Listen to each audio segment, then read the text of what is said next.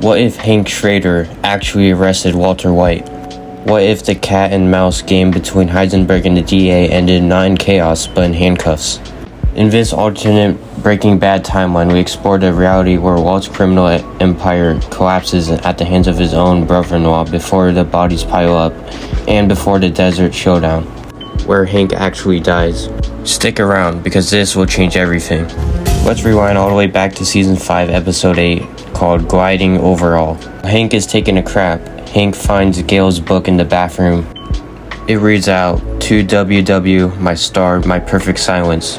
This is when the cookie crumbles and Hank finally realizes Walter White is Heisenberg. On this video, Hank doesn't wait. He doesn't hide the book close to his chest. He calls for help immediately. Plays it smart and sets up a trap to catch Heisenberg. Walt gets cuffed, no desert ambush, no buried barrels, no chance to burn it all down. Heisenberg ends in his living room. Walt's arrest sends shockwaves down everybody's spine. Skylar is in deep shock. She's been laundering money through the car wash, and the feds are watching her too. Marie is devastated. Her husband just shattered the family to uphold the law. Walter Jr. is completely blindsided. His dad was supposed to be a chemistry teacher, not a drug kingpin.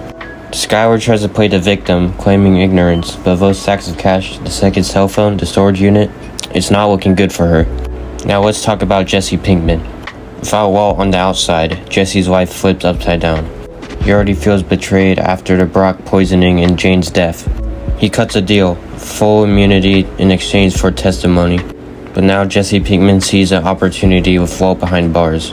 He tells the DEA everything, the RV, the blue meth, Gus Fring, the Nazi compound, Jane, Brock, everything. And for once, Jesse walks away free.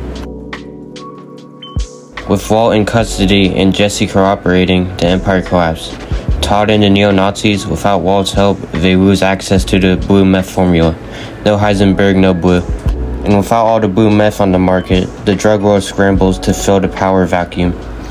Chaos unfolds in the cartel, but Albuquerque is safer, at least for now. Now, what about Gus?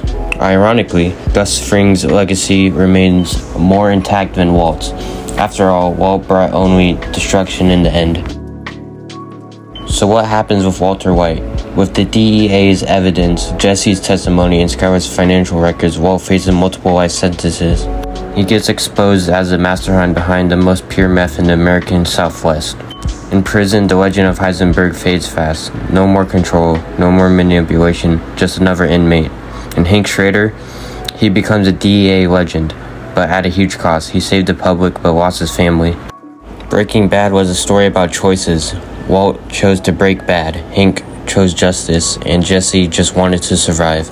In this alternate timeline, justice comes early, but not without the consequences. No machine gun, no poison stevia, no final blaze of glory. Just a quiet knock on the door and a very loud ending. Thanks for watching. What do you think would have happened after Walt's arrest? Would Jesse really walk away? Would Skylar go to prison?